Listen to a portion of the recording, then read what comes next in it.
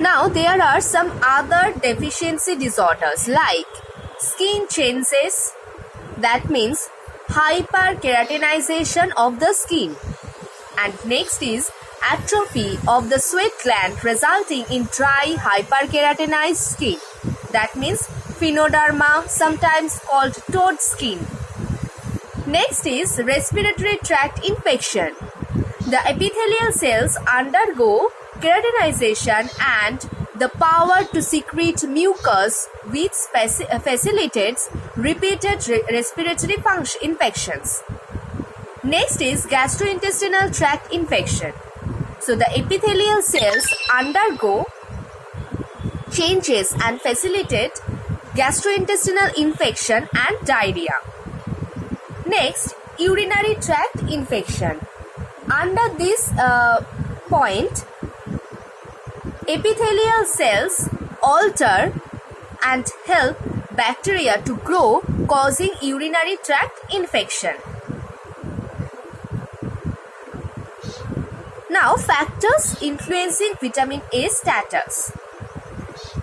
Low intake of vitamin A rich foods, interference in absorption or transport of retinol in the body, frequent infections like diarrhea, measles, etc., lack of knowledge about food values, food taboos, wrong ideas which affect consumption of vitamin A, poor breastfeeding practices, faulty culinary and cooking practices, and lack of fat in the diet.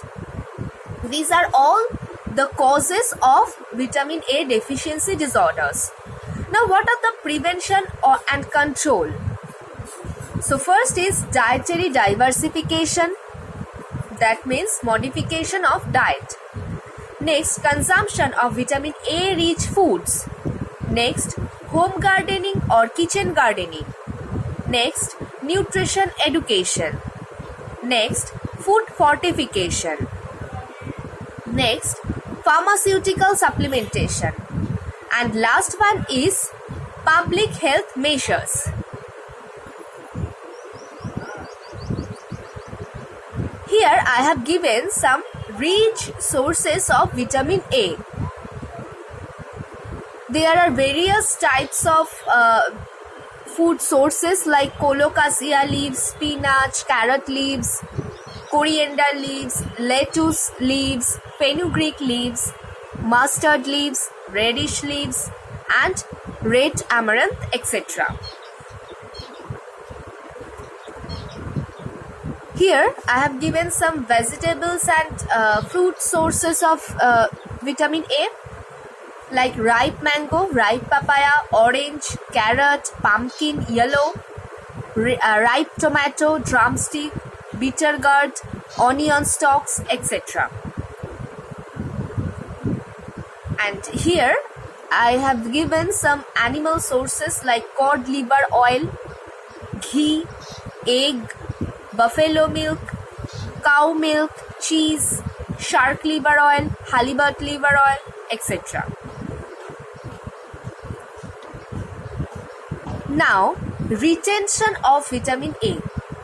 Vitamin A is very much heat labile and needs little amount of fat or oils for absorption in the body. First, wash and then cut the vegetables. Chop it into large pieces. Cover the pan while cooking.